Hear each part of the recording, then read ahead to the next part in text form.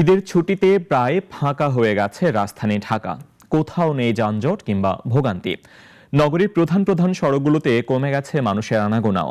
ফাঁকা রাজধানী এখন অনেকটাই শান্ত, যেখানে গণপরিবহনের দীর্ঘ সারি আর চিরচেনা সেই ভিড়ের দেখা নেই।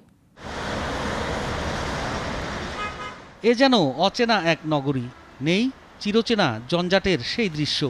ঈদের লম্বা ছুটি শুরুর আগেই মানুষ নারীর টানে চলে গেছে বাড়ি, যে কারণে প্রায় ফাঁকা হয়ে গেছে ব্যস্ততম ঢাকার অধিকাংশ সড়ক। যানবাহনের চাপ নেই প্রধান প্রধান সড়কগুলোতে।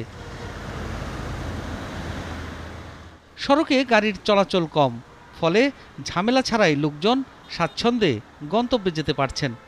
যেই রাস্তা যাইতে 1 ঘন্টা সময় লাগে সেই রাস্তা এখন যাইতে 20 মিনিট সময় লাগতেছে। আমি গাজীপুরতে আইছি, মনে হয় 25 মিনিট লাগছে। অন্যান্য সময় প্রায় 1.5 ঘন্টা, 2 ঘন্টা, 2.5 ঘন্টা লাগে, 3 ঘন্টাও লাগে দেখা। অনেকক্ষণ যাবত দাঁড়ায় আছি, পুরো রাস্তাঘাট ফাঁকা। রোডঘাট একটু ফাঁকা আছে আজকে, যাত্রী নাই, খাইলা গাড়ি। এদিকে অনেকটাই ফাঁকা হয়ে যাওয়া এই নগরীর নিরাপত্তা রক্ষায় সজাগ দৃষ্টি রাখছে আইন শৃঙ্খলা বাহিনী। ঢাকা শহর সহ বড় বড় শহর জনসংখ্যা একটু কমে যায়, বাসাবাড়ি ফাঁকা থাকে।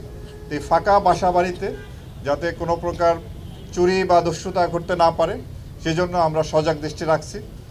বৃহস্পতিবার ছিল সরকারি অফিসের শেষ কর্মদিবস। ওই দিন বেশিরভাগ মানুষ ঢাকা ছাড়েন, ফলে শুক্রবার থেকে রাজধানী ফাঁকা হওয়া শুরু হয়। সাইফুল শাহিন, নাগরিক, ঢাকা। ওয়ালটন আবারও মিলিনিয়ার অফারে ওয়ালটন ফ্রিজ কিনে আপনিও হয়ে যেতে পারেন মিলিয়নিয়ার।